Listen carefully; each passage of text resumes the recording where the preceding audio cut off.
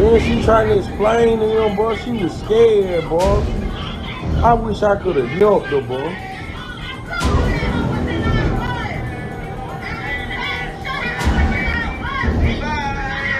Mahogany was known to her family and friends as bright, spirited, and deeply compassionate. She was a young mother, full of dreams and responsibilities that came with raising a child at such a young age. Her family described her as someone who had a natural energy about her. She was the type of person who lit up a room, the type of person who could find laughter in hardship. Yet, like many young adults navigating their early 20s, she also struggled with trust. Her mother, Gail Maddox Trotter, would later recall that Mahogany sometimes placed her faith in people who didn't deserve it. She loved deeply and openly, but that openness would ultimately leave her vulnerable.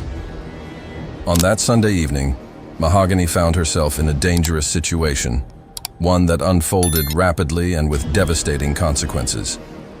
At some point, she was taken against her will. The full details of how the abduction occurred remain tied to the ongoing investigation and trial, but what is known paints a haunting picture. Shortly after being taken, Mahogany managed to reach for her phone. In a moment of terror, her instincts drove her to send out what would become her final cry for help. She texted her family a message that no parent, no sibling, no friend ever wants to receive. It read simply, chillingly, "I've been kidnapped. Please help." When the message came through, panic rippled through her family. They immediately contacted authorities, and Birmingham police rushed to the location. Officers arrived, scanning the grounds of the apartment building, checking the shadows and doorways, hoping desperately that she might still be there. But she was gone. The apartment complex was quiet, almost deceptively so. Whatever had transpired, whoever had been with her, had moved her before police arrived. For investigators, the urgency was immediate. A young woman had sent a direct message claiming she was kidnapped, but within moments, she had vanished without a trace. That first night marked the beginning of what would quickly unravel into one of Birmingham's most shocking and heartbreaking cases in recent years. In any disappearance, the first hours are critical.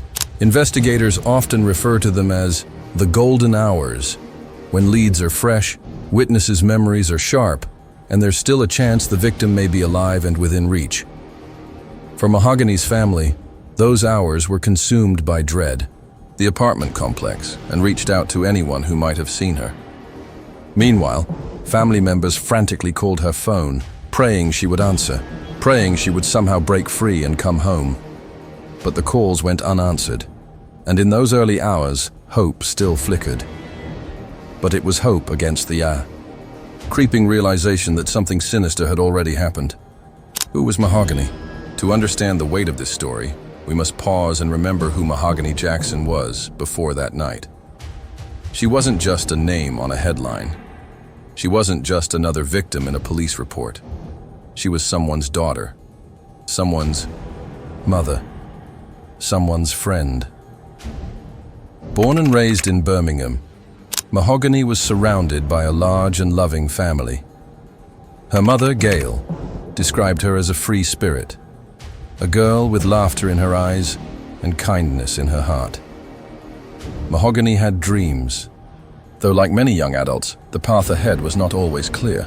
But one thing was certain: she adored her child, and that bond drove much of her life.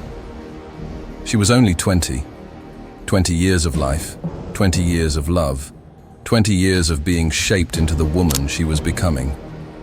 And then, in a single night, everything was stolen from her. As hours passed on February 25th, police presence in the Birmingham neighborhood grew. Officers canvassed the area, knocking on doors, questioning residents of the apartment complex. Some neighbors reported unusual activity, though the accounts varied. What they all agreed on was this: something wasn't right that night. Behind closed doors, in darkened rooms, Mahogany's family gathered together, clinging to each other and waiting by the phone. Every ring made their hearts lurch. Every silence between calls felt unbearable. By midnight, the urgency of the case had escalated. Detectives now understood that this wasn't a misunderstanding, wasn't a runaway, wasn't a false alarm. Mahogany's text had been chillingly precise. This was an abduction, and the stakes could not be higher. Mahogany's vanishing wasn't just another missing persons case. It was a turning point, the beginning of a nightmare that exposed the darkest sides of humanity. Her last text message, "I've been kidnapped. Please help," would echo in the minds of her loved ones forever.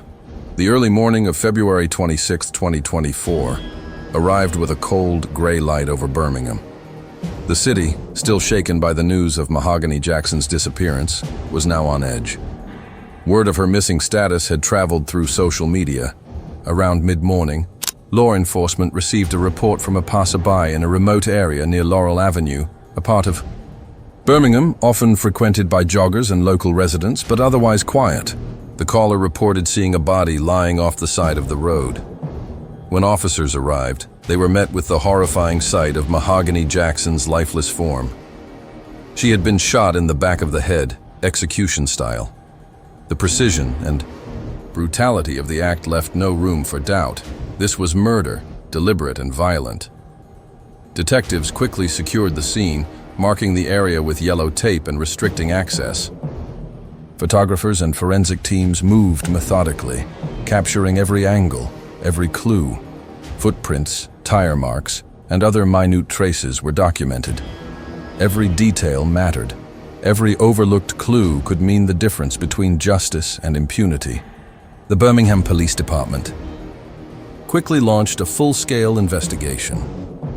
Detectives examined Mahogany's phone records, digital footprints, and social media activity. Forensic experts analyzed the crime scene, searching for DNA, fingerprints, and ballistic evidence. Digital forensics revealed communications that linked Mahogany to several individuals prior to her disappearance. Slowly, investigators pieced together the shocking reality. This was not the act of a single perpetrator. It was a coordinated crime involving multiple people. Within weeks, authorities arrested 8 suspects connected to the murder.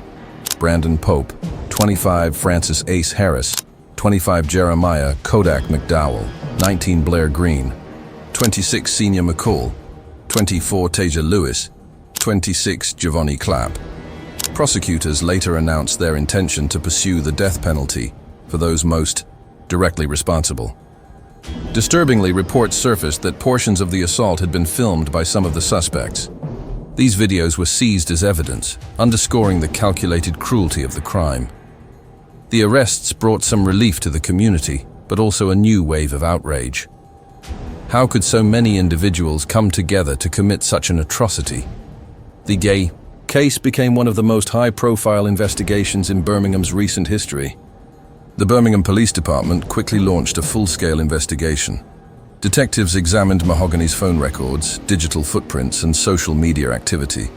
Forensic experts analyzed the crime scene, searching for DNA, fingerprints, and ballistic evidence. Digital forensics revealed communications that linked Mahogany to several individuals prior to her disappearance. Slowly, investigators pieced together the shocking reality. This was not the act of a single perpetrator. It was a coordinated crime involving multiple people. Within weeks, authorities arrested 8 suspects connected to the murder. The case became one of the most high-profile investigations in Birmingham's recent history. Mahogany Jackson's murder shocked Birmingham and the nation. It's sad thinking about, how much life she still had ahead of her. That's gone. There's nothing I can do about it. It's nothing I can do about it. I used to say to my kids all the time, hey, whatever issue you got, come to me, I'll help you with it. I can't fix this. There's nothing that I can do to fix what happened to my daughter. A 20-year-old mother, full of life, hopes, and dreams, was stolen by a group of individuals who conspired to inflict pain and death. Yet through the tragedy, her family and community have carried her memory forward, demanding accountability and justice. Her story is one of sorrow, but also of strength, a testament that even in the face of cruelty, love and justice endure.